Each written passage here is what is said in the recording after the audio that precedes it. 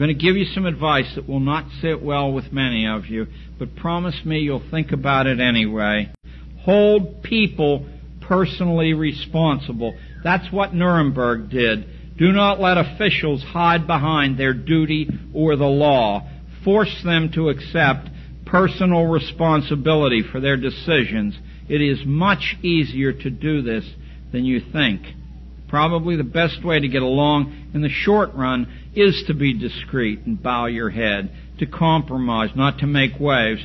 But anyone who gives you this advice has not learned the lesson of Munich, the lesson of the income tax, the lesson of the original 4 months a year government schooling.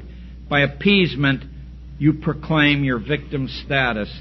Tactically, you may escape in the short run by displaying the white feather, but in the long run, you will be stripped, strapped, and straddled. And that isn't John Gatto talking. It's the accumulated wisdom of the Americans who once understood that liberty is the American dream, not money. I want to quote one of those Americans who most of you will never have heard of, but who was one of the most powerful citizens of the 20th century. He deliberately worked behind the scenes. A man whose life impacted on every life on the planet and still does. The man I refer to is Edward Mandell House of Texas. How many of you ever heard of Edward House? Good. That's the way he would have wanted it.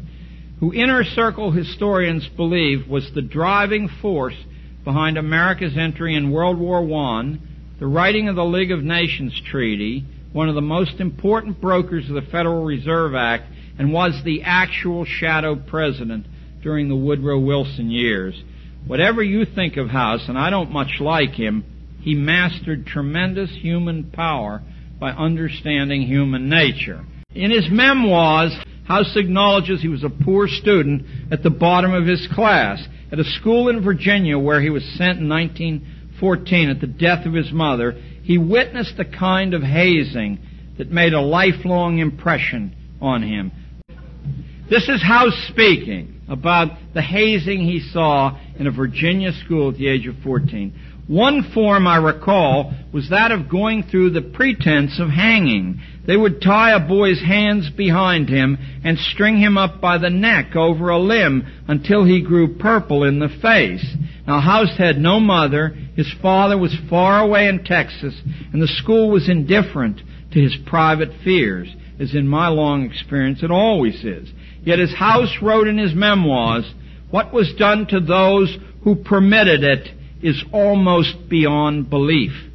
But he had pride, and he had courage, and he said to himself, I made up my mind at the second attempt to haze me that I would not permit it. I knew there were no limits to the lengths they would go in hazing those who would allow it. It's so vital. Underline that. So I acquired a pistol and a large knife, and with these I held the larger, rougher boys at bay. And the result, they never bothered House again because they knew he had teeth with which to bite back. Don't tread on me, he signaled. I will not permit it.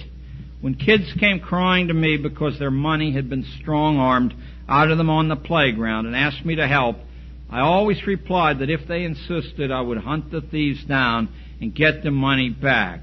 Then they will wait for you after school and beat you up for ratting on them, I continued. But let's go if that's what you want.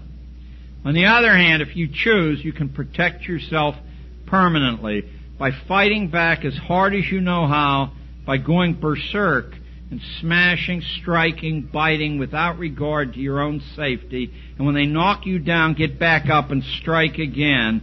No matter how many times they knock you down, get back up and fight.